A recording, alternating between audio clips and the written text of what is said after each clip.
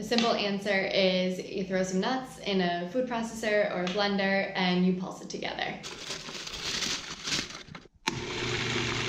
So I like to sometimes buy raw nuts and then roast them myself. I'll toss them in some vanilla bean ghee, which is clarified butter.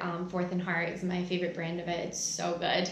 So I'll toss them in some ghee, some warming spice, which I make myself. It has cinnamon, turmeric, nutmeg, ginger, allspice, cardamom, a bunch of amazing warming spices, which is why I call it that.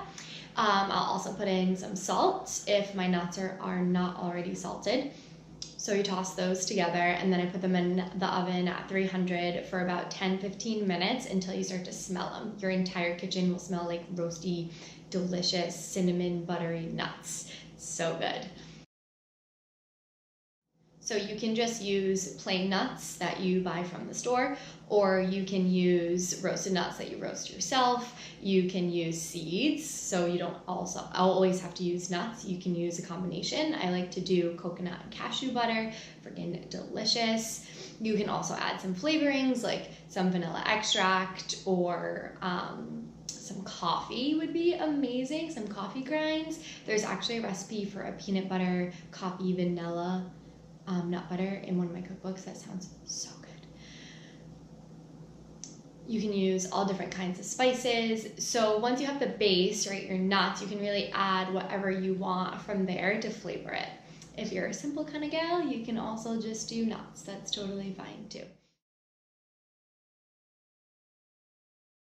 So you're going to turn on the food processor, and for a couple minutes, they're going to start to grind. You'll see they'll turn into like a coarse flour texture. So once that starts to happen, it's going to start to ride up the side of the food processor, and you'll have to scrape it down. So once you scrape it down, just put the lid back on, turn it back on, and then a few minutes later, you'll start to get a thick ball of almond butter. So it's pretty thick at this point, starts to stick together. You're just gonna take your spatula, scrape down the sides again, loosen it up, turn the food processor back on, and then a few minutes later, you'll start to get a thick butter. So you can leave it in a thick butter like that, or I like mine to be super smooth.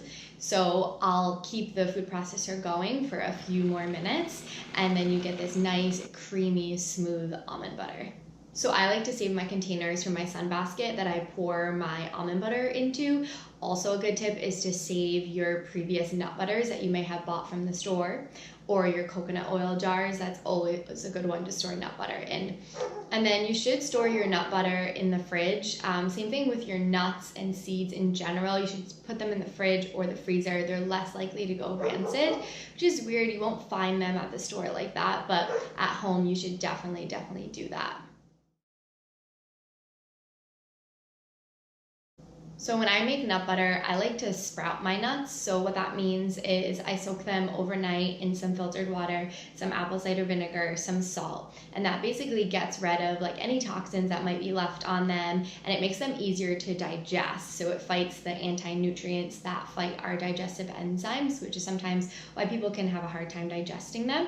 So I'll soak them in the morning, rinse them, and then I have a dehydrator that I'll put them in. I'll dehydrate them, and then I'll start from the beginning.